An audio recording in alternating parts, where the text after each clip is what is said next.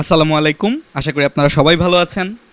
আজকের ভিডিওতে আমি আপনাদেরকে 2026-27 সালের জন্য একটা ওভারঅল সলিউশন দেওয়ার চেষ্টা করব। দেখেন, প্রত্যেক সপ্তাহেই ভিডিও তৈরি করা হয়, বা আমি ছাড়াও অনেক মানুষই ভিডিও তৈরি করেন। ভিডিওটাও বড় কথা না, অনেকে আছে যারা ব্যক্তিগত অভিজ্ঞতার আলোকে ট্রেডিং করে থাকেন। সো আপনি যেইভাবে যে আঙ্গিকেই ট্রেড করেন না কেন, মূল বিষয়টা হচ্ছে ট্রেডিংয়ে আপনি পজিটিভ মোমেন্টাম পাবেন। ট্রেডিংয়ে আপনি মাঝে মাঝে রিস্কের সম্মুখীন হবেন যখন আপনাকে রিস্ক ম্যানেজ করতে হবে। ট্রেডিংয়ে আপনি মাঝে মাঝে ডাউন ট্রেন্ড পাবেন যখন আপনাকে আপনার ট্রেড করাকে লিমিট করতে হবে, বা এক কথায় বললে কিছু সময় ট্রেড বন্ধ রেখে ক্যাশেও থাকতে হবে। এখন এই সময়টা কখন আসবে, কোন সময়ে কিভাবে আপনাকে ডিল করতে হবে, এটা প্রত্যেকবার আসলে জিজ্ঞেস করার জিনিস না। আমাদের দেশে যেটা একটা বড় সমস্যা, সেটা হচ্ছে মার্কেট পজিটিভ হলে আমরা সবাই একসাথে পজিটিভ হয়ে যাই, আবার মার্কেট একটু নেগেটিভ দেখলে আমরা সবাই মিলে একসাথে নেগেটিভ চিন্তাভাবনা করা শুরু করি। বাট ইন রিয়ালিটি ট্রেডিং কিন্তু এইভাবে কাজ করে না।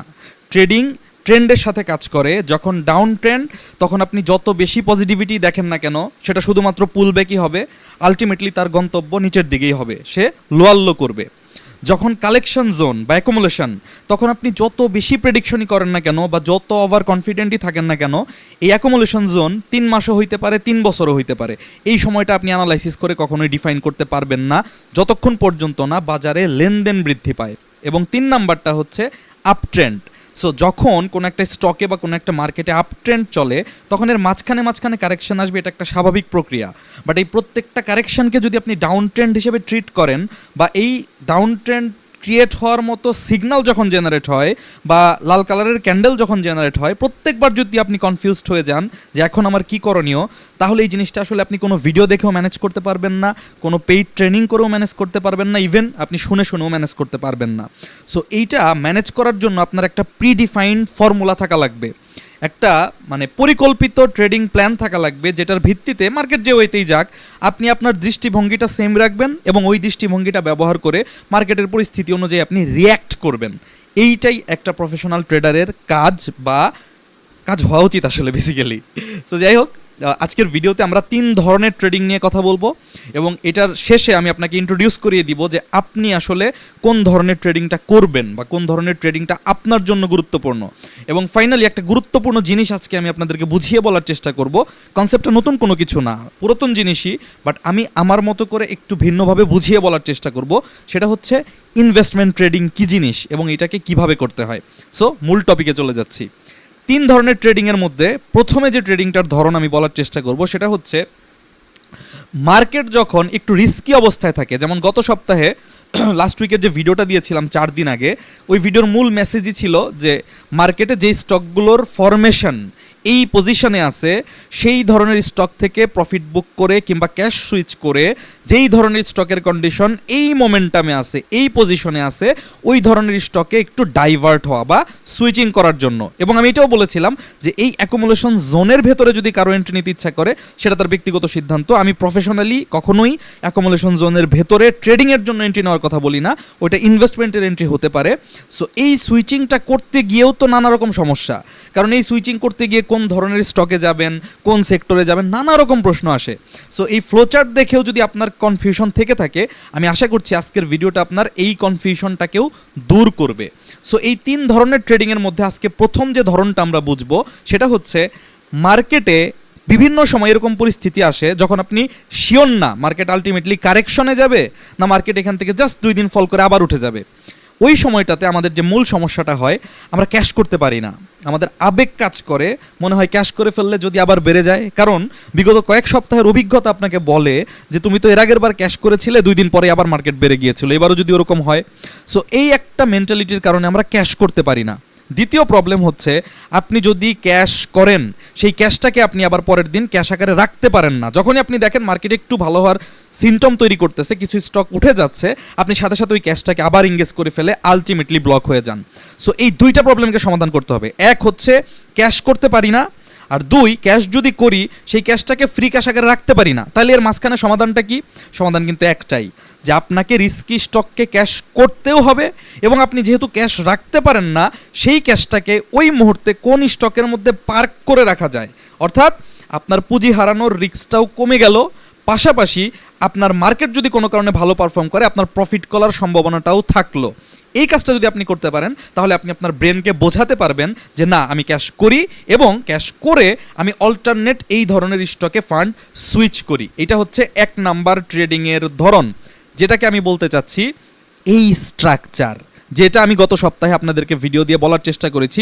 লম্বা সময় ডাউন ট্রেন্ড শেষ করে লম্বা সময় অ্যাকুমুলেশন হয়েছে, ব্রেকআউট করে নতুন সুইং তৈরি করছে, এখন উপরে উঠার একটা সম্ভাবনা তৈরি করছে। ডেফিনেটলি এই ধরনের স্টকে এই ধরনের মোমেন্টাম পাওয়ার জন্য আপনাকে কয়েক মাস সময় দিতে হতে পারে, বাট রিস্ক তুলনামূলক অনেক কম। মার্কেট কারেকশনে পড়লেও এই ট্রেডটাকে আপনি ম্যানেজ করতে পারবেন, হোয়ারেজ এইটাকে আপনি ম্যানেজ করতে পারবেন না। তার একটা লাইভ এক্সাম্পল দিয়ে আমি আপনাদের বোঝানোর চেষ্টা করি।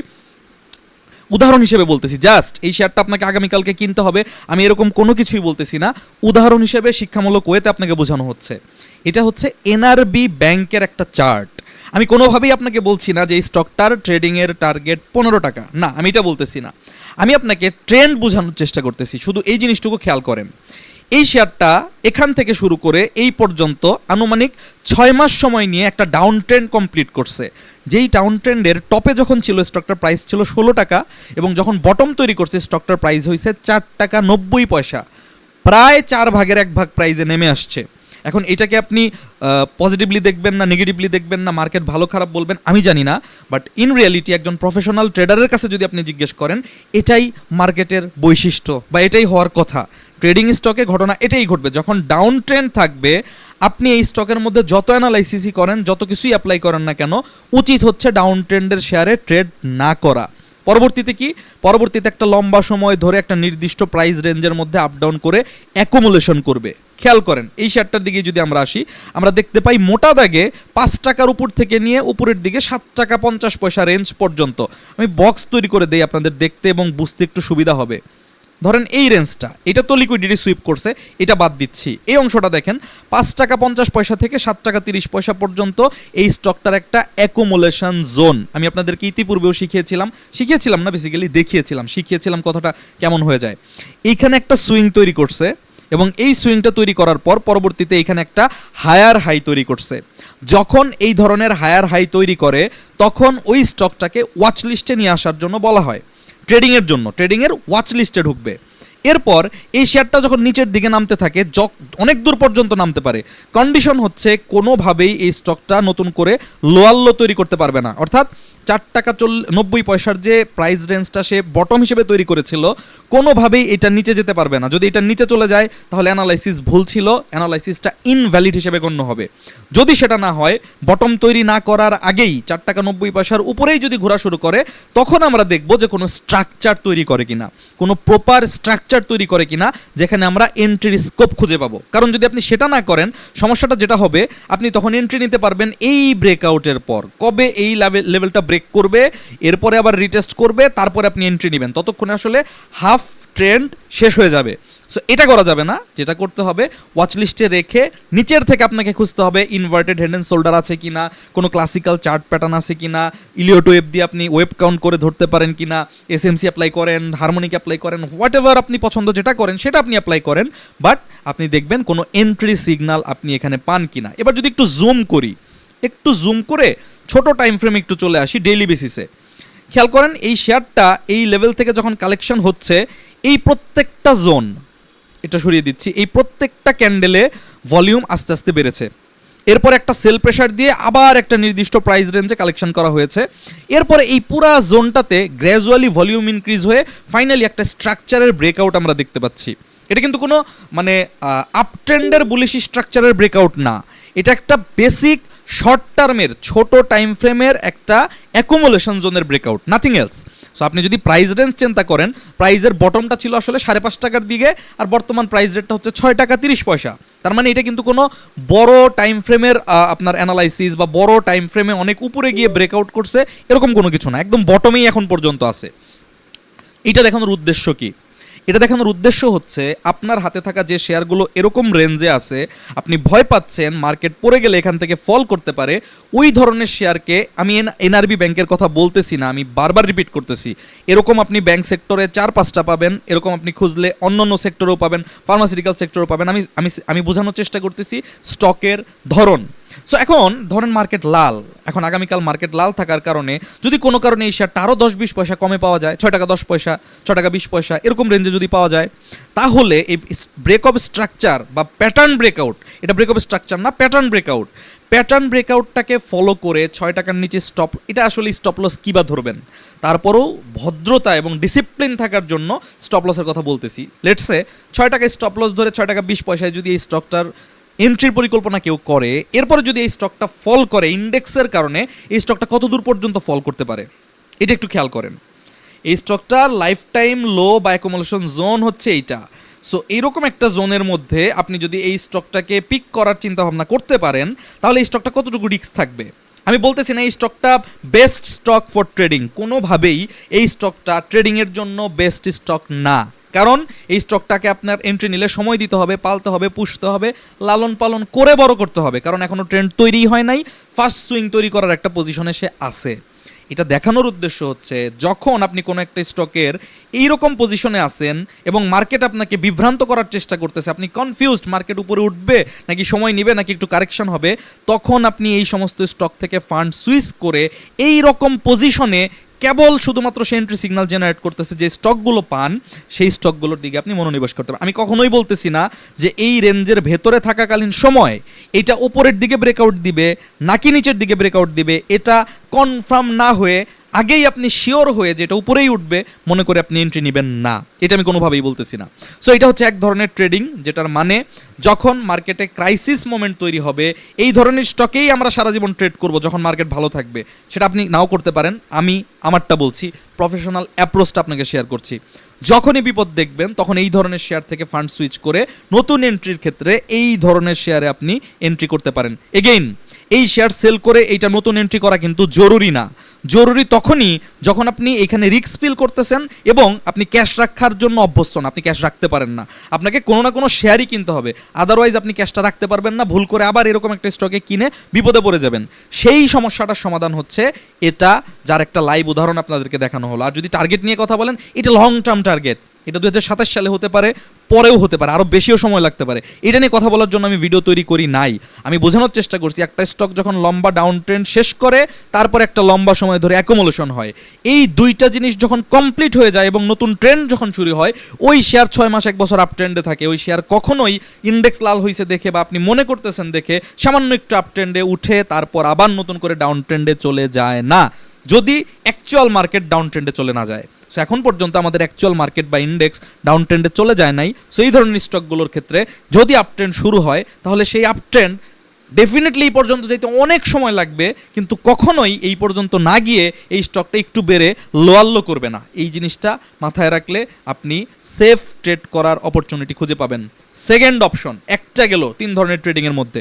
সেকেন্ড ট্রেডিংটা হচ্ছে এক্সপার্টদের জন্য। আমি ব্যক্তিগতভাবে যে ধরনের ট্রেডিং ফলো করি বা আমার থেকে যারা আরও এক্সপার্ট বা আমার সাথে কানেক্টেড কিছু মানুষকে আমি চিনি, দেখি, বুঝার চেষ্টা করি, বা আমি প্রফেশনাল বাইরের ইনভেস্টর বা ট্রেডার যারা আছে ইংলিশ চ্যানেলগুলোতে বলেন বা লাইভ ভিডিওতে বলেন, যাদেরকে অনুসরণ করার চেষ্টা করি বা নিজে যেটা প্র্যাকটিস করি সেটাকে আমি বলার চেষ্টা করতেছি ট্রেন্ড বেসড ট্রেনিং। অর্থাৎ শুধুমাত্র আপনি ট্রেন্ডকে ফলো করেন, আপনি আদার্স কোনো ডেটা ইন্ডেক্স বা অন্য কোনো কিছু থেকে ট্রেড করেন না, ট্রেন্ডের সাথে আপনি প্রপার একটা এন্ট্রি পয়েন্ট খুঁজে বের করেন, সেটা যত উপরেই হোক, মাঝখানে হোক, নিচে হোক, একদম নিচে না, ভলিউম থাকতে হবে এবং ট্রেন্ড থাকতে হবে। ডেফিনেটলি আপনাকে রিস্ক ম্যানেজ করার জন্য স্টপ লস মেনটেন করতে হবে। আই রিপিট, এই যে এখন যে ধরনের ট্রেডিংটা দেখানোর চেষ্টা করব, এই ট্রেডিংটা 1 নাম্বার নতুনদের জন্য না, 2 নাম্বার যাদের ফান্ড সাইজ অনেক ছোট তাদের জন্য না, 3 নাম্বার যারা চোখ বন্ধ করে স্টপ লস হলে স্টপ লস দিতে পারি না তাদের জন্যও না। এইটা শুধুমাত্র তাদের জন্য যারা অলরেডি প্রফিটেবল ট্রেডার, যারা নিজে থেকে নিজের ট্রেড ম্যানেজ করতে পারে, যারা নিজে থেকে স্টপ লস হলে চোখ বন্ধ করে স্টপ লস দিতে পারে। আদারওয়াইজ এই ক্যাটাগরিতে আপনি জেনারেল ইনভেস্টর হিসেবে আসলে বিপদে পড়ার সম্ভাবনা থাকবে। সেটা হচ্ছে ট্রেন্ড বেসড বা মোমেন্টাম ট্রেডিং, যেটাই আপনি বলতে চান। সো এখানে আমি একটা জাস্ট উদাহরণ দেওয়ার জন্য একটা শেয়ার আনছি। এই শেয়ারটা আমি ইচ্ছা করে আনছি কারণ এই শেয়ারটার প্রাইস 3 টাকা 8 পয়সা থেকে 15 টাকা 40 পয়সায় এই মুহূর্তে আছে। যদি আপনি 4 টাকাও ধরেন আর এখানে 16 টাকাও ধরেন, 4 গুণ হয়েছে। এই শেয়ারটা কেন আমি আনছি? কারণ আমি এনআরবি ব্যাংকটা আপনাদেরকে দেখিয়েছি 4 গুণ প্রাইস ফল করছে। এটা যদি আপনার কাছে এক্সেপশনাল না হয়, এটা যদি আপনি হজম করতে পারেন এবং গ্রহণ করতে পারেন যে হ্যাঁ মার্কেটের পরিস্থিতিতে এই ঘটনা ঘটে এবং এটা প্র্যাকটিক্যাল, তাহলে এইটাও আপনাকে মানতে হবে, এইটাও একটা প্র্যাকটিক্যাল ঘটনা। পার্থক্য কি? পার্থক্য হচ্ছে এইখানে 4 গুণ প্রাইস ফল করছে ডাউন ট্রেন্ডের কারণে, এইখানে 4 গুণ প্রাইস আপ হয়েছে আপ ট্রেন্ডের কারণে। এবার যদি আপনি বলতে চান এখানে 4 গুণ প্রাইস ফল করছে এরপর শেষ হয়ে গেছে, এরপর তো উঠা শুরু করছে, সো দ্যাট এখানেও 4 গুণ প্রাইস আপ হয়েছে, এরপরে ফল করতে পারে, নিচে পড়ে যেতে পারে। Agree, I am agreed with you. যে কারণেই এখানে স্টপ লস ধরা, আর যে কারণেই বলছি এই ধরনের স্টকে কেউ যদি ম্যানেজ করতে পারে ফান্ড, তাহলে তার স্টপ লস না দিয়ে সেইখানে লম্বা সময়ের জন্য ট্রেড করতে পারে। দ্যাটস ওয়াই এইখানে কিন্তু এই স্টপ লস চোখ বন্ধ করে দিতেই হবে। এই স্টপ লস মিস করলে আপনি 1 বছরের জন্য আটকা পড়ে যেতে পারেন, কেউ আপনাকে উদ্ধার করতে পারবে না। পরবর্তীতে ডাউন ট্রেন্ড হবে, আপনি বারবার অ্যাভারেজ করতে থাকবেন, ওটা আরও নিচেই যেতে থাকবে। দ্যাটস ওয়াই এই শেয়ার সকলের জন্য না। আসেন শেয়ারের বিশেষত্বটা বোঝার চেষ্টা করি। শেয়ারের বিশেষত্ব হচ্ছে একটা শেয়ার কত দূর থেকে আসে, আমি এখান থেকে, এর উপরে আরও টপ আছে, আমি ওইদিকে যাচ্ছি না। এই শেয়ারটা 38 টাকা থেকে যখন 3 টাকা 80 পয়সায় আসলো, তার মানে এক্স্যাক্টলি 10 গুণ প্রাইস ফল করলো, রাইট? তো 10 গুণ প্রাইস ফল করে 4 গুণ প্রাইস বৃদ্ধি পাইলে তো খুব একটা সমস্যা নাই, তাই না? 10 গুণ প্রাইস যদি ডাউন ট্রেন্ডের কারণে ফল করতে পারে, আপ ট্রেন্ডের কারণে কিন্তু সেই 10 গুণ প্রাইসও রিকভার করতে পারে যদি বাজার সাপোর্ট দেয়, যদি সেক্টর সাপোর্ট দেয়। আমি বলতেছি না এটা 10 গুণ হবে, আমি তো মাত্র 21 টাকা পর্যন্ত টার্গেট দেখাইছি, ইমিডিয়েট টার্গেট নিয়ে কথা বলতেছি, লং টার্ম টার্গেটের দিকে যাই নাই। আসেন এটা একটু বোঝার চেষ্টা করি, এটার বিশেষত্বটা কোথায়। বিশেষত্ব হচ্ছে বিভিন্ন স্টক যখন বটম ক্রিয়েট করে, দেখেন এটা অনেক লম্বা সময় বটম ক্রিয়েট করার পরে এটা ডিরেক্ট বাউন্স ব্যাক করছে, এখানে কিন্তু লম্বা সময় অ্যাকুমুলেশন হয় নাই। এই কথাটার মানে কি? এই কথাটার মানে এই যে জোনটা, এইখানে প্রচুর পরিমাণ শেয়ার কালেকশন করতে পারে নাই, এবং এখান থেকে এই পর্যন্ত যে ফলটা হয়েছে এখানে প্রফেশনাল সেল খুব বেশি ছিল না। কেন বলতেছি? আপনি এই অংশের ভলিউমটা দেখেন, এই অংশে হিউজ ভলিউম দিয়ে এই পর্যন্ত উঠছে, বাট এরপর থেকে যে এই যে পুরা ফলটা হয়েছে, এই পুরা ফলের মধ্যে কোনো বড় ধরনের ভলিউম নাই। খেয়াল করছেন? তাহলে বড় ধরনের ভলিউম যেহেতু নাই, এই অংশে তারা যা সেল দেওয়ার দিয়ে ফেলছে, কিন্তু এই অংশে রিটেইলার প্যানিক সেল দিতে দিতে এই স্টকটাকে এই পর্যন্ত নিয়ে আসছে। প্রফেশনালরা বা ইনস্টিটিউশন এই লেভেলে খুব বেশি সেল করে নাই, তাদের সেল এখানে থাকতেই শেষ। ক্লিয়ার? ভলিউম দেখলে বোঝা যাচ্ছে।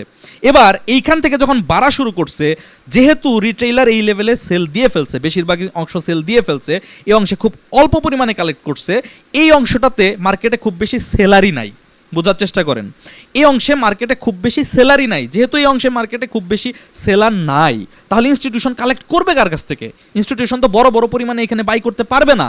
তার মানে সেলার যে লেভেল থেকে বাই করতে আগ্রহী হবে, বোঝার চেষ্টা করেন, আমরা যারা রিটেইলার, আমরা যেই লেভেলে উঠার পরে সেল করে বেরিয়ে যেতে আগ্রহ প্রকাশ করব, খুশি খুশি সেল দিব, সেই লেভেলটা আসার পরে আসলে ইনস্টিটিউশন বড় পরিমাণে বাই করা শুরু করতে পারবে। কথাটা কি লজিক্যাল? রাইট? সো এইখানে দেখেন, এইখানে একটা কাপ অ্যান্ড হ্যান্ডেল প্যাটার্ন তৈরি হয়েছে খুব সুন্দরভাবে, সেটা ব্রেকআউট করছে, সেটা রিটেস্ট করছে এবং লজিক অনুযায়ী টার্গেট হিট করছে।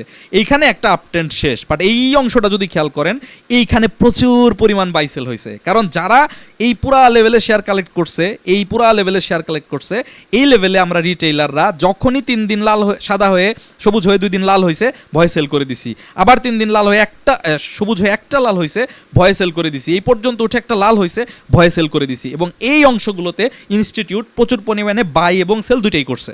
আমি বলতেছি না শুধুমাত্র বাই করছে, এরকম লেভেলে এই যে স্পেশালি এই অংশটাতে ডেফিনেটলি সেল করছে। আমি তাতে কোনো সন্দেহ প্রকাশ করতেছি না বা আপনাকে বলতেছি না যে ইনস্টিটিউশন এখানে আপলোড করে নাই, বাট আমি বলার চেষ্টা করতেছি ইনস্টিটিউট এই লেভেলে খুব বেশি বাই করতে পারে নাই, ফুল ট্রানজ্যাকশনগুলো হয়েছে এই লেভেলে। এবার আসেন এই লেভেলের মজাটা, যখন এই লেভেল থেকে প্রাইস ফল করে সুইং ক্রিয়েট করলো, এই সুইংটা এইখানে এসে ইনস্টিটিউশন বা পাবলিক বা যার কথাই বলেন ডিফাইন করলো যে এইটা আমার সুইং লো। ক্লিয়ার? এবার খেয়াল করতে হবে যে এই সুইং লোর পরে একটা হায়ার হাই হয়েছে নাকি হয় নাই। আপনি যদি প্রিভিয়াস হাই চেক করেন, তাহলে এরপর একটা হায়ার হাই হয়েছে, আমি দাগ দিয়ে বুঝাই আপনাকে।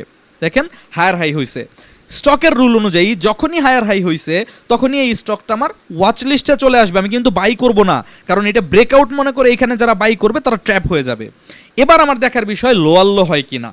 যদি কোনো কারণে এই 12 টাকার নিচে চলে যায়, তাহলে বুঝতে হবে কারেকশন ডিস্ট্রিবিউশন হয়ে গেছে, এখন শেয়ারটা ফ্রি ফল করার সম্ভাবনা আছে। যদি দেখতে পাই যে কোনো কারণে লোয়ার লো হচ্ছে না, সাপোর্টটাকে ধরে রেখে ডিমান্ড জোনে কোনো বুলিশ প্যাটার্ন তৈরি করে উপরের দিকে ব্রেক করতেছে বা আমাদেরকে বাই সিগন্যাল দিচ্ছে, তখন আমরা এই শেয়ারটাতে ট্রেন্ডের রেসপেক্টে ঝুঁকি থাকা সত্ত্বেও প্রফেশনাল অ্যাপ্রোচে ট্রেড করতে পারি। ফর এক্সাম্পল, আজকে এই শেয়ারটা ব্রেকআউট করছে, যারা এন্ট্রি করছে তারা আজকেই করছে, আমি আপনাকে আগামীকাল এই শেয়ারটা এন্ট্রি করতে বলতেছি না। কোনো কারণে যদি এই শেয়ার ফল ডাউন করে আবার ধরেন যে 14 টাকার ঘরে 14 টাকা 70-80 পয়সায় এন্ট্রি করার অপরচুনিটি দেয়, তখন যে এক্সট্রিম রিস্ক নিতে পারেন সে দেখতে পারেন। বাট আমার উদ্দেশ্য, ভিডিওর উদ্দেশ্য এইচএফএল নিয়ে আপনাকে শেয়ার কেনা বিক্রি করা বোঝানো না। আমার বোঝানোর উদ্দেশ্য হচ্ছে এইটাও একটা accumulation zone, proper accumulation zone.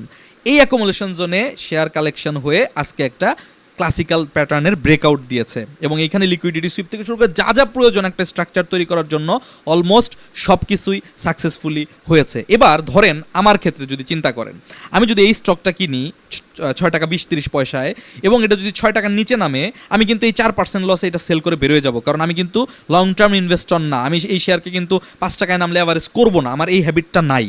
আপনার থাকতে পারে, এটা কিন্তু আপনার দোষের কোনো কিছু না বা আমার গুণের কোনো কিছু না, এটা আমাদের ট্রেডিংয়ের প্যাটার্ন, যার যার স্বভাব। সো যখন আমি এই শেয়ারটার দিকে বিবেচনা করব, তখন এই শেয়ারটা যদি আমি কোনো কারণে 14 টাকা 80 পয়সার নিচে পাই বা ওরকম একটা আশেপাশের রেঞ্জে পাই, এই শেয়ারটা যদি 14 টাকার নিচে নামে, এইখানেও কিন্তু আমি সেই 4-5% লসেই সেল করে বের হয়ে যাব। তাহলে কি দাঁড়াইলো? এই শেয়ারটার জন্য একজন প্রফেশনাল ট্রেডারের রিস্ক রেশিও যতটুকু, এই শেয়ারটার জন্য একটা প্রফেশনাল ট্রেডারের রিস্ক রেশিও ততটুকু। এইটার অ্যাডভান্টেজ কি? এইটার অ্যাডভান্টেজ হচ্ছে স্টপ লস হওয়ার সম্ভাবনা খুবই কম। এইটার রিস্ক কি? এটার রিস্ক হচ্ছে স্টপ লস হওয়ার সম্ভাবনা আছে। যদি মার্কেট বেশি ফল করে তাহলে এই শেয়ারটা ডেফিনেটলি স্টপ লস হবে বা হতে পারে। এটার সুবিধা কি? এটা লম্বা সময় দিলে বড় গেইন পাওয়া সম্ভব। এইটার সুবিধা কি? এটা যদি প্লে করে যায় তাহলে অল্প সময়ে একটা ডিসেন্ট প্রফিট পাওয়া সম্ভব। দুইটা শেয়ারের প্যাটার্ন, দুইটা শেয়ারের পজিশন অনুযায়ী নির্ধারিত হয়। আপনি চাইলেই এরকম একটা পজিশনের শেয়ারকে অল্প সময়ে এখানে আনতে পারবেন না বা চিন্তা করতে পারবেন না, যদি হয়ে যায় সেটা কাকতালীয়। কিন্তু এই ধরনের শেয়ার যদি এখান থেকে প্লে করা শুরু করে, টানা 2-3টা হল্ট হইলেও অবাক হওয়ার কোনো কিছু নাই। সো বোঝার চেষ্টা করেন, এই দ্বিতীয় ক্যাটাগরির শেয়ারটা হচ্ছে প্রফেশনাল ট্রেডারদের ট্রেডিং করার অ্যাপ্রোচ। এখন এটা দেখে আমাদের দেশে যেটা ভুল ধারণা, এরকম জায়গায় দেখলে মানুষ মনে করে কি এই শেয়ারটা প্রমোট করা হচ্ছে, গ্যামলিং করা হচ্ছে, এই শেয়ারের নিয়ে দালালি করা হচ্ছে, etcetera etcetera. The thing is, এটা কিন্তু আমি আজকে আমার অ্যানালাইসিসের মানে সিগন্যাল অনুযায়ী আপনাদেরকে দেখাচ্ছি। কালকে আমার কাছে আসলে এই শেয়ারটা চেঞ্জ হয়ে যাবে, অন্য একটা শেয়ার চলে আসবে। 7 দিন পরে আপনি আমাকে বের করতে বলে আরেকটা বের করতে পারবো। সো এটা ডে টু ডে বেসিসে মার্কেটে জেনারেট হয়। আমি নিজেও জানতাম না যেটা কবে ব্রেকআউট করবে। সো এইটা প্রমোট করা বা কোনো কিছু তখনই আপনি বুঝবেন যখন দেখবেন কোনো একটা শেয়ার বাড়বেই, ফুল পোর্টফোলিও লোড করো, এটা সেল দেওয়ার কোনো দরকার নেই, এটাতে পার্টি অ্যাক্টিভ, এই ধরনের প্রমোশনাল অ্যাপ্রোচ প্রমোশনাল টোনের মধ্যে বোঝা যায়। আর যখন 6 টাকা দামের একটা শেয়ারের মধ্যেও স্টপ লস থাকবে, 60 টাকা দামের একটা শেয়ারের মধ্যেও স্টপ লস থাকবে, তখন আপনাকে বুঝতে হবে এইটা একটা প্রফেশনাল অ্যাপ্রোচে রিস্ক রিওয়ার্ড রেশিও মেইনটেইন করে ট্রেড প্ল্যান করা হচ্ছে। এখানে এই শেয়ারটা এইচএফএল না হয়ে যদি এবিসি হইতো, XYZ হইতো, ডাজেন্ট ম্যাটার, এই নামটা ইভেন আমার কাছে গুরুত্বপূর্ণ কিছুই না। আমার এই স্ট্রাকচারটা গুরুত্বপূর্ণ, কারণ আমি এই স্ট্রাকচারটাকে ট্রেড প্ল্যান করতেছি। এই নাম তো এই কোম্পানি আদৌ আছে না বাস্তবে নাই সেটাও কিন্তু আমি জানি না। সো ট্রেডিংয়ের ক্ষেত্রে এই স্ট্রাকচারটা গুরুত্বপূর্ণ। এই স্ট্রাকচারের ব্যাকএন্ডে কি আছে সেটা আপনাকে হেল্প করবে না, কিন্তু ডেফিনেটলি আপনাকে রিস্ক ম্যানেজ করতে হবে। 2 নাম্বার প্যাটার্ন নিয়ে যেটা কথা বললাম, এটা হচ্ছে high risk high gain professional trading, এবং এইটা মার্কেটের যে কোনো মোমেন্টামে যে কোনো পরিস্থিতিতে আপনি করতে পারবেন। কন্ডিশন হচ্ছে আপনাকে প্রফেশনাল ট্রেডার হইতে হবে এবং আপনাকে প্রফিটেবল ট্রেডার হইতে হবে। এখন আপনি একটা প্রশ্ন করতে পারেন, ভাই যা লস আছে তারই তো প্রফিট করা বেশি জরুরি, আপনার যে প্রফিটে আছে তারে কেন আপনি এই ধরনের শেয়ারের কথা বলতেছেন? এখানেই পার্থক্য। এই পার্থক্যটা আমরা ধরতে পারি না দেখে আমাদের লস। যেই মানুষটা লসে আছে তার মানে সে এখনো এক্সপার্ট না। যে মানুষটা লস ম্যানেজ করতে পারতেছে না তার মানে সে ঝুঁকি ম্যানেজ করতে পারে না, তার ডিসিশনে প্রবলেম আছে, সে স্টপ লস মেনটেন করে না, বা সে এমন ধরনের স্টকে যায় পরবর্তীতে সেই স্টকটা তার সাইকোলজির সাথে ম্যাচ করে না। ওই লোকটা যদি মার্কেটের খারাপ সময়ে বা মার্কেটের ভালো সময়ে এত হাইতে একটা শেয়ার কিনে এবং পরবর্তীতে রিস্ক ম্যানেজ করতে না পারে, সে এমনভাবে ট্র্যাপড হবে, ওই যে 2010 সালের পরে মানুষ যেভাবে ট্র্যাপড হয়েছে, পরবর্তীতে এত বছরও বেরোইতে পারে নাই, সে এই শেয়ারটাও কিন্তু কোনো একদিন কোনো একটা লেভেল থেকে ফল করা শুরু করবে এবং করতে করতে কিন্তু আবার 5-7 টাকা আসার সম্ভাবনা আছে। এখনকার কথা বলতেছি না, আপট্রেন্ড শেষ হওয়ার পরের কথা বলতেছি, আসবে কিন্তু কোনো না কোনো দিন। সো ওই জিনিসটা ম্যানেজ যারা করতে পারে না তারা এই ধরনের শেয়ার পেইড গ্রুপে গিয়ে পান, ফেসবুকে পান, ইউটিউবে পান, আমার কাছে পান, যার কাছে পান, কখনো এই ধরনের শেয়ারে ট্রেড করবেন না। এই ধরনের শেয়ারে ট্রেড করার একটাই কন্ডিশন দিয়ে দিলাম ভাই, একটাই কন্ডিশন, আপনি ইতিমধ্যে প্রফিটেবল ট্রেডার, আদারওয়াইজ এই ধরনের ট্রেড আপনি ম্যানেজ করতে পারবেন না।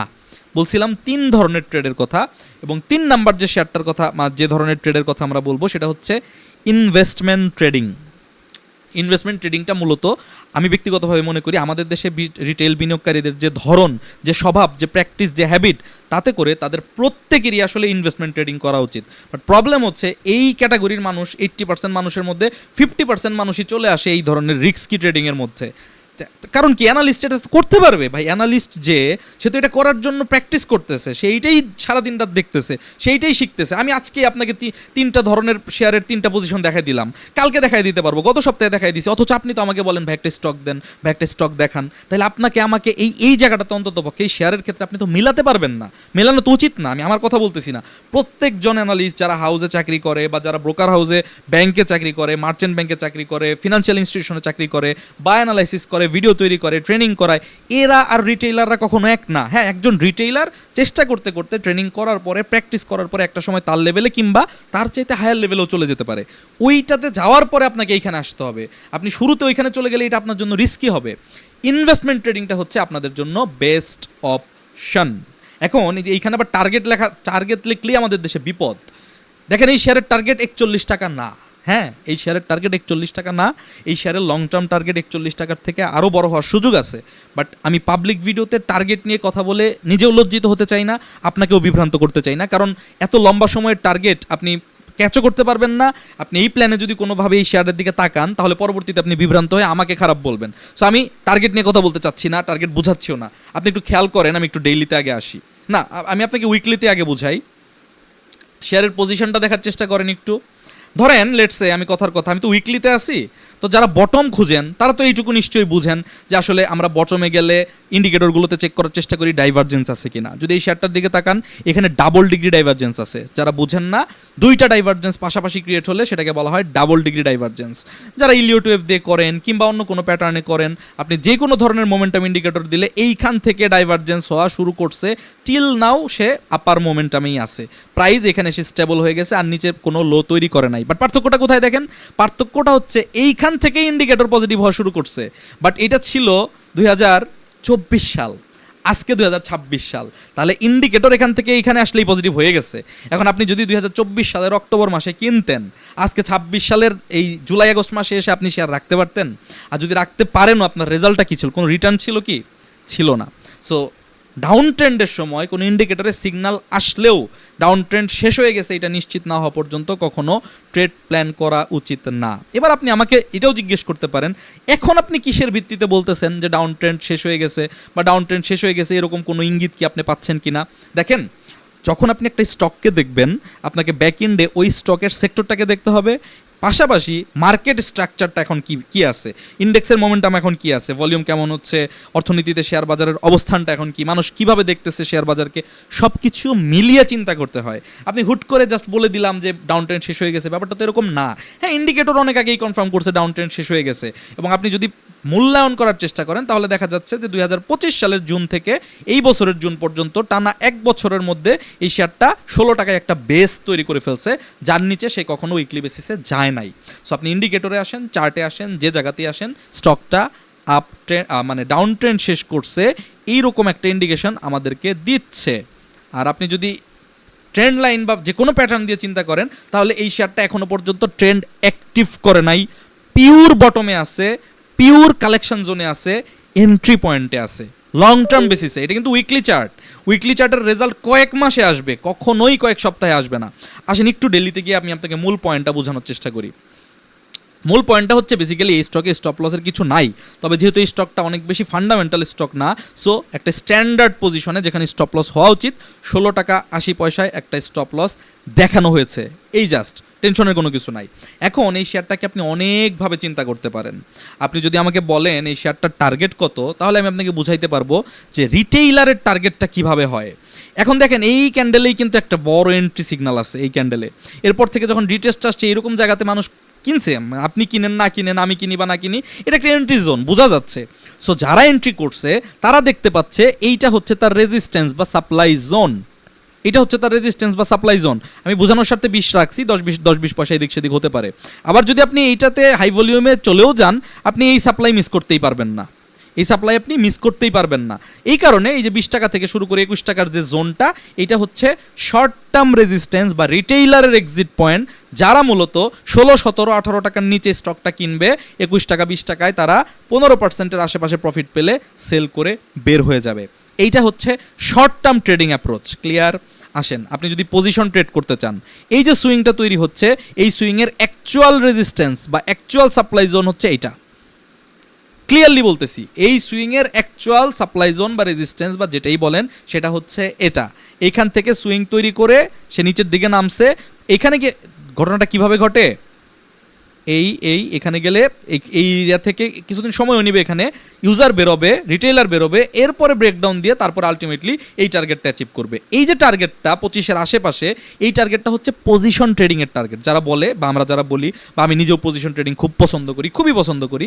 সো পজিশন ট্রেডিং হচ্ছে উইদিন দ্য ইয়ার 3 মাসের আশেপাশে, এটা কখনো বেশি লাগতে পারে, কখনো কম লাগতে পারে, এরকম একটা সময়ে যে টার্গেটটা করা যায়, এবং অবশ্যই ওই টার্গেটের পরিমাণ হতে হবে গড়ে 30%। এর বেশি হইতে পারে, এর কম হওয়া উচিত না।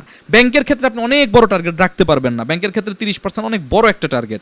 সো এই লেভেলটা হচ্ছে পজিশন ট্রেডারদের টার্গেট।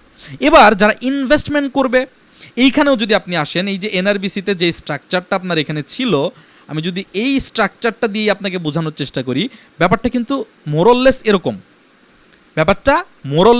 এরকম। সো আপনি এখান থেকে যদি দেখেন একটা রাউন্ড শেপ, এটাকে যদি আমি একটু উইকলি বেসিসে নিয়ে আসি, তাহলে আপনি দেখবেন এটা আসলে একটা ডব্লিউ প্যাটার্ন। আমি এগুলো এখন উঠিয়ে দিচ্ছি, হ্যাঁ, টার্গেট বাই আসলে উদ্দেশ্য না। এইটা একটা ডবল বটম প্যাটার্ন।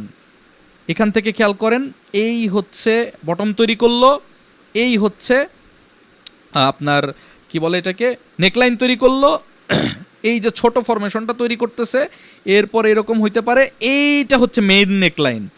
এইটা যেদিন পরবর্তীতে ব্রেকআউট করবে, সেই দিন এই স্টকের টার্গেট হবে এরকম। আমি বলতেছি না এই 40 টাকা আপনি 2026 সালে পাবেন না 27 সালে পাবেন, আমি এই ধরনের কোনো কমেন্ট বলতেছি না।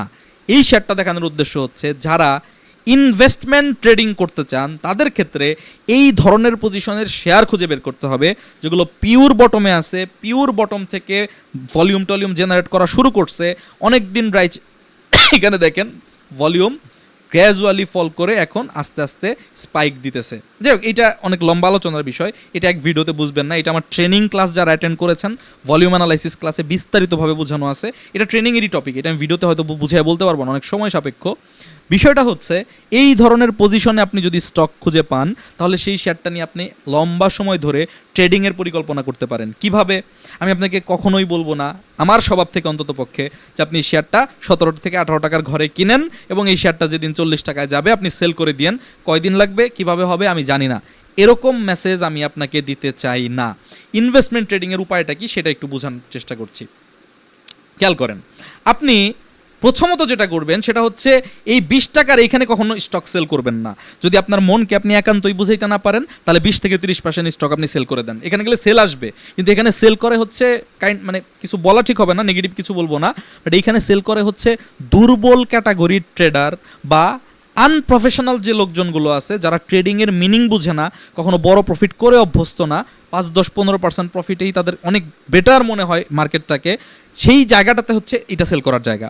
সো আপনার যদি এখানে সেল করার আগ্রহ থাকে, আপনি কিছুটা পার্শিয়াল প্রফিট নেন, যে কোনো কারণে কেনা দামে চলে আসলে আপনার যাতে আফসোস না থাকে, নিজের প্রতি ব্লেম না থাকে যে আমি তো কিছুই নিতে পারলাম না, প্রফিট দেখছিলাম। দেখেন, আপনি বলতে পারেন যে এই প্রফিটটা যদি মিস হয়ে যায়, চিন্তা করে আপনি যদি এইখানে ফুল সেল করেন, আমি আপনাকে লিখিত দিয়ে দিচ্ছি, আপনি এই কাজটাই অনেক দিন ধরে করতেছেন, বাট আপনি দিন শেষে বড় প্রফিট করতে পারেন নাই। কেন করতে পারেন নাই নিজেকে প্রশ্ন করছেন? 2026 সালে আপনি যতগুলো স্টক কিনেছিলেন, একবার সেই স্টকগুলো সেল করার পরবর্তীতে কোথায় গিয়েছে একটু ফিরে তাকান, নিজে যেটা কিনেছিলেন শুধু সেইগুলোই চেক করেন, চেক করে দেখেন আপনি সেল করার পরে সেটা কমে চলে গেছে না সেখান থেকে আরও অনেক বেশি বেড়ে গেছে। আপনি যদি এই অপরচুনিটিটা নেওয়ার জন্য এইখানে সেল না করে এইটুকু রিস্ক সহ্য করতেন, তাহলে আপনি এই জায়গায় যেতে পারতেন। আদারওয়াইজ কিন্তু আপনি এই জায়গায় যেতে পারবেন না। মিডল্যান্ড ব্যাংকের কথা মনে আছে? মিডল্যান্ড ব্যাংক আমি আপনাদেরকে দেখিয়েছিলাম ধাপে ধাপে কোথা থেকে কোথায় কিভাবে যাবে, ঠিক সেইভাবে যাচ্ছে।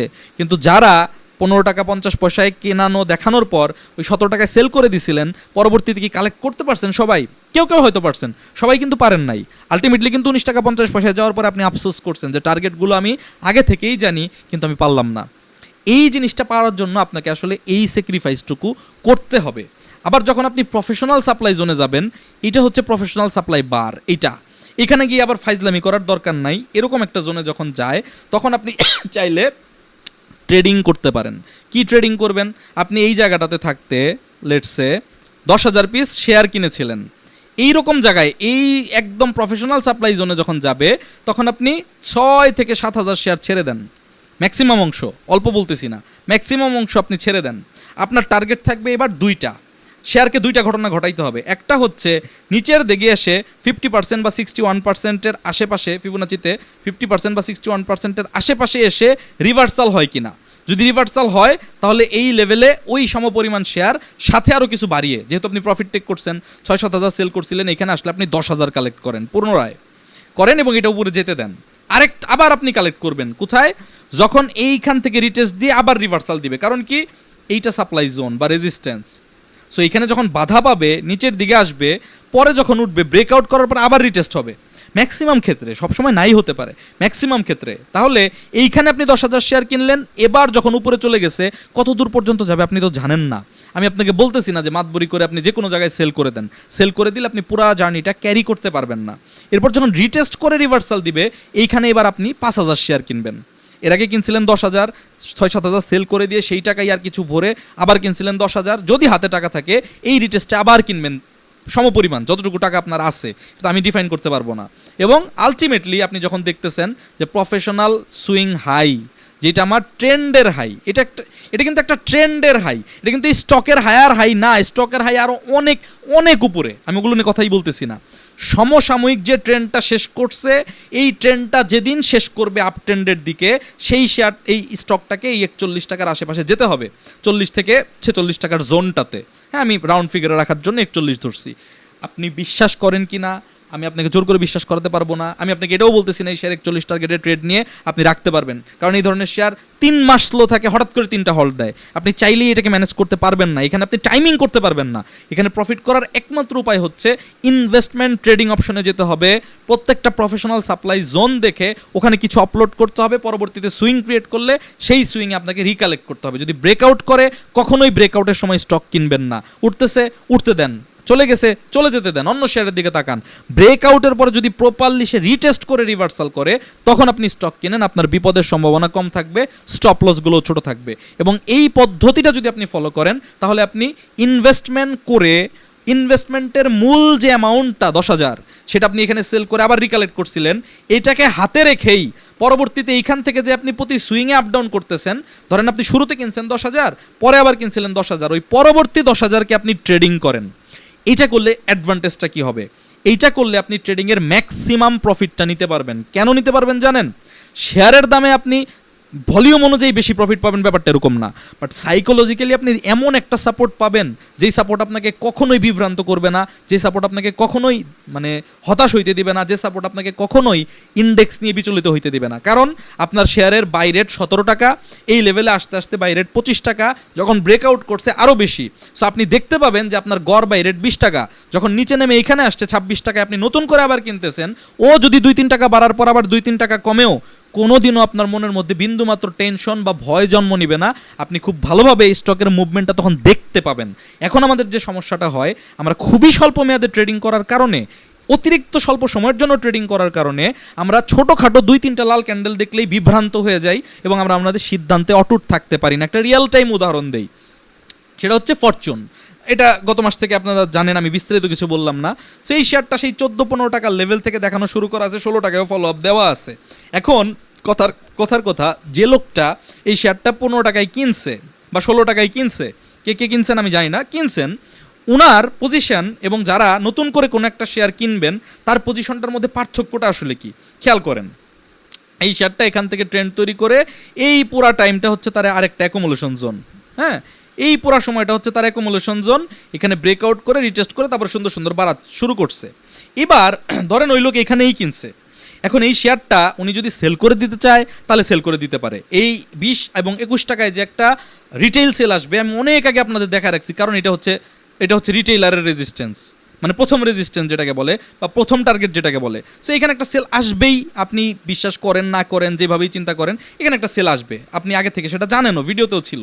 এখন এই সেলটা আসার পর কে বের হবে আর কে বের হবে না, এটা হচ্ছে ফ্যাক্ট। রিটেলার বের হবে, এবং আপনি যদি আপনার নিজের সেলফকে ব্লেম করতে না চান পরবর্তীতে, আপনিও এই জায়গায় 30% অফলোড করতে পারেন। না করাটাই ভালো, বাট করতে পারেন যদি আপনার মনে চায় যে পরবর্তীতে যদি আর কিনতে না পারি। এবার করণীয়টা আসলে কি? করণীয়টা কিন্তু দুই রকম। মোটা দাগে একটা দাগই দিলাম, একটা দাগ যদিও কখনো সাপ্লাই জোন হয় না। এখানে দেখেন শেয়ারের প্রাইসটা কি ফল করতে পারছে? এই যে মার্কেটের ক্রাইসিস মোমেন্ট, এত খারাপ অবস্থা, কতটুকু ফল করতে পারছে, বা কতটুকু ফল করতে পারছে এটা গুরুত্বপূর্ণ না, ম্যাক্সিমাম কতটুকু ফল করতে পারবে। যদি মার্কেট খুব বেশি ফল না করে উঠে যায় তাহলে ফল করার লিমিট এই পর্যন্ত, আর যদি মার্কেট খুব বেশি ফলও করে তাহলে এটা ফল করার লিমিট এই পর্যন্ত। এবার যে লোকটার বাই এই জায়গায়, সেই লোক যদি তার প্ল্যানে স্পেসিফিক থাকতে পারে, এইখানে যদি সে 30-40% সেল করে প্রফিট নিয়ে আত্মতৃপ্তিটাকে ইনশিওর করে যে আমি কিছু প্রফিট পাইছি, এবার আমার কেনা দামে আসার আগ পর্যন্ত আমি সেল করব না, তাহলে এই শেয়ার এখান থেকেও ঘুরে যেতে পারে। এটা মার্কেটের হাতে, আমি কিন্তু জানি না, আবারও বলতেছি। আবার এই শেয়ার এইখানে এসেও ঘুরে যেতে পারে। রেদার যদি কোনো কারণে এইখানে এসে ঘুরে, সে কিন্তু যে পরিমাণ প্রফিট টেক করছে সেই পরিমাণ এইখানে রিলোড করতে পারবে। আর যদি মার্কেট এত দূর না পড়ে, যেটা সম্ভাবনা এই শেয়ারের ক্ষেত্রে অন্তত পক্ষে বোঝা যাচ্ছে না যে এত দূর পর্যন্ত নামবে, এত দূর পর্যন্ত নাও নামতে পারে, সেই ক্ষেত্রে সেইখানে রিকালেক্ট করার সুযোগই পাবে না। যদি মার্কেট বেড়ে যায় তখন তাকে কি করতে হবে? তখন তাকে এইটা ব্রেকআউট করার পর কবে রিটেস্ট করে রিভার্সাল দেয়, তখন সেই রিটেস্টের মধ্যে স্টক কেনার চিন্তা করতে হবে। সো আপনি বলতে পারেন যে ফরচুন তো ফান্ডামেন্টাল শেয়ার না, বাট ইনভেস্টমেন্ট ট্রেডিংয়ের অপশন, নামই তো শেষে তো ইনভেস্টমেন্ট ট্রেডিং লেখা। এখানে কি ইনভেস্টমেন্ট লেখা? সরাসরি লং টার্ম ইনভেস্টমেন্ট লেখা? ইনভেস্টমেন্ট ট্রেডিং লেখা মানে হচ্ছে ট্রেডিং শেয়ারে ইনভেস্ট করা, আর ইনভেস্টমেন্ট মানে হচ্ছে ডিভিডেন্ড কম্পাউন্ড করার উপযুক্ত শেয়ারে লং টার্ম ইনভেস্টমেন্ট করা। ওইটার পদ্ধতি হচ্ছে এসআইপি আকারে মিউচুয়াল ফান্ডকে ফলো করে করে করতে হয়। যেমন স্কোয়ার ফার্মা, ব্যাডবিসি আমি বলতে চাই না, স্কোয়ার ফার্মা বা রেনেটা বা জিপি, এই ক্যাটাগরির যে শেয়ারগুলো আছে, বা যমুনা অয়েল, পদ্মা অয়েল, যেগুলো ডিভিডেন্ড দেয় ভালো, কমে কিনতে পারলে ডিভিডেন্ডের আপনার ইল্ডটা ভালো পাওয়া যায়, ওটার একটা ডিফারেন্ট অবজেক্টিভ আছে। ওটার অবজেক্টিভ কিন্তু কখনোই ক্যাপিটাল গেইন না। একটা ভালো শেয়ার কিনবো, আজীবন হোল্ড করব, প্রতি বছর অ্যাভারেজ ডাউন করে করে এমন একটা পর্যায়ে নিয়ে আসবো যে একটা সময় গিয়ে আমার ডিভিডেন্ড ইল্ড ব্যাংকের রেট থেকে অনেক বেশি উপরে উঠে যাবে, 20-30% হয়ে যাবে। ওটা হচ্ছে লং টার্ম ইনভেস্টমেন্টের অবজেক্টিভ। আমার ব্যক্তিগত ধারণা, বাংলাদেশে 5% মানুষের বেশি এই অবজেক্টিভ ধারণ করে না। তারা লং টার্ম ট্রেডিং বলতে, মানে লং টার্ম ইনভেস্টমেন্ট বলতে বুঝে একটা শেয়ার কিনে 1 বছর পরে ডাবল হয়ে যাবে, বিক্রি করব, ওটাও আসলে ট্রেডিং, ওইটা কোনোভাবেই ইনভেস্টমেন্ট না। আপনি একটু ডিপ স্টাডি করেন তাহলে বুঝতে পারবেন ওটার ইনভেস্টিং বলে না। ইনভেস্টমেন্ট ট্রেডিং মানে ট্রেডিং শেয়ারে লম্বা সময় ধরে ট্রেড হোল্ড করা, যেই প্র্যাকটিস বাংলাদেশে নাই। বাংলাদেশের ট্রেডিং মানেই হচ্ছে শর্ট টার্ম, আর ইনভেস্টমেন্ট মানেই হচ্ছে বড় হাই পেইড ফান্ডামেন্টাল শেয়ারে লং টার্ম, যেখানে দুইটার একটা দিয়েও আপনি বেশি প্রফিট করতে পারবেন না। লং টার্ম ইনভেস্টমেন্ট করলে ডিভিডেন্ড পাবেন, আপনাকে অল্পে সন্তুষ্ট থাকতে হবে, আর শর্ট টার্ম ট্রেডিং করলে আপনি মাঝে মাঝে খুব আনন্দ পাবেন, কিন্তু মার্কেট খারাপ হলে আপনার ওই প্রফিটটুকু আবার জোয়ারের যেভাবে পানি আসে ভাটায় সেইভাবে চলে যাবে। যখন আপনি ট্রেডিং স্টকের মধ্যে ইনভেস্টমেন্ট করতে পারবেন ওভার দ্য ইয়ার, বা 3 মাস, 6 মাস, 9 মাস, আপনার ইচ্ছা মতো, সুবিধা মতো, তখনই আপনি আসলে ক্যাপিটাল ম্যাক্সিমাইজ করতে পারবেন বা ডাবল রিডাবলের এক্সপেকটেশনটা রাখতে পারবেন।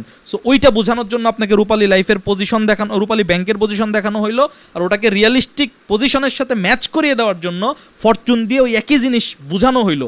কারণ রূপালী ব্যাংক এখন এমন একটা পজিশনে আছে যেটা ভবিষ্যতে ফরচুনের একটা পজিশনে যাবে, অনেক সময় লাগবে। সো দুইটাকে একসাথে ব্লেন্ড করা হইলো যাতে বর্তমান এবং পরবর্তী ম্যানেজ করার ওয়ে দুইটি আপনি বুঝতে পারেন। সো আমি যদি আবার সামারি করি, 3 ধরনের ট্রেডিং আমাদের মার্কেটে প্রযোজ্য। একটা বটম ইনভেস্টমেন্ট বা বটম ট্রেডিং, কিন্তু সেই বটম ট্রেডিংটা কখনোই অ্যাকুমুলেশন জোনে না। আপনাকে এমন একটা জোন খুঁজে বের করতে হবে যখন আপনি দেখবেন এই ধরনের স্ট্রাকচার তৈরি হয়েছে। এই স্ট্রাকচার তৈরি হওয়ার আগে এই জায়গায় আমি সাজেস্ট করি না, আপনার কিনতে ইচ্ছা করলে আপনি কিনতে পারেন। দ্বিতীয় ট্রেডিং হচ্ছে আপনি এমন একটা শেয়ারে ট্রেড করবেন যেটা ভলিউম সাপোর্টেড এবং ট্রেন্ডের সাথে চলতেছে। কন্ডিশন হচ্ছে এই ধরনের শেয়ারে ট্রেড করার জন্য শেয়ারের কোনো ক্যাপাবিলিটির দরকার নাই, আপনার ক্যাপাবিলিটির দরকার আছে। আপনি যে পর্যন্ত প্রফিটেবল এবং স্কিলড ট্রেডার না হবেন ততক্ষণ পর্যন্ত এই ধরনের শেয়ারে আপনি ট্রেড করবেন না। এবং 80% বিনিয়োগকারীর জন্য আমার রিকমেন্ডেশন হচ্ছে ইনভেস্টমেন্ট ট্রেডিং। আপনি গ্রুপে জয়েন না করেও এটা করতে পারবেন। আপনি আমার ভিডিও বা বেসিক আন্ডারস্ট্যান্ডিং থাকলে, মার্কেট মোটামুটি বুঝলে আপনি এই জিনিসটা করতে পারবেন, যদি আপনি সচেতন হন, যদি আপনার মধ্যে ধৈর্য থাকে এবং মার্কেটের নয়েজ অ্যাভয়েড করতে পারেন। সো ইনভেস্টমেন্ট ট্রেডিংয়ের ওয়ে হচ্ছে কোন লেভেল থেকে পিক করতে হবে এবং কিভাবে ট্রেড করতে থাকতে হবে, এটাকেই বেসিক্যালি নিটিং বলে। বাট আমাদের দেশে নিটিংটাও আবার ইন্ট্রাডে নিটিং হয়ে গেছে, মানে আপনি শেয়ারই কিনছেন 7 দিনের জন্য, আপনার আবার মনে চায় এই 7 দিনের মধ্যে 3বার বাই সেল করতে। সো আমি কি বুঝাবো, কাকে বুঝাবো? রিয়ালিটি হচ্ছে অ্যাকচুয়ালি নিটিংয়ের মানে হচ্ছে একটা শেয়ারকে যখন আপনি 6 মাসের জন্য পজিশন ট্রেডের জন্য হোল্ড করবেন, তখন প্রত্যেকটা সুইং হাইতে সেল করা, রিভার্সাল সুইংয়ে পজিশন টেক করা, অথবা ব্রেকআউট করার পরে মানুষ যখন কিনে তখন প্রচুর ভলিউম হয়, ব্রেকআউটের পর সেল করে দেওয়া, তারপর একটু উঠুক সহ্য করেন, এরপরে রিটেস্ট হলে রিকালেক্ট করা। এই যে আপনি রিকালেক্ট এবং সেল করতেছেন, কোয়ান্টিটি আপ ডাউন করতেছেন, এইটার নামই নিটিং, যেটা অ্যাকচুয়ালি করা উচিত মাসের পর মাস সময় নিয়ে এবং একটা বড় টাইম ফ্রেমের সুইং ব্রেক করলে এবং রিভার্সাল করলে, যেটা আমরা না করে আমরা প্রতিদিন একই দিনের ভেতরে মাল্টিপল টাইম এই কাজটা করার চেষ্টা করি। সো ওই সময় আসতেছে T+1 T+0 সময় আসতেছে, ওটা নিয়ে কথা বলবো, ওটা নিয়ে অনেক কথা বলার আছে এবং আপনাদের সচেতন করারও দরকার আছে।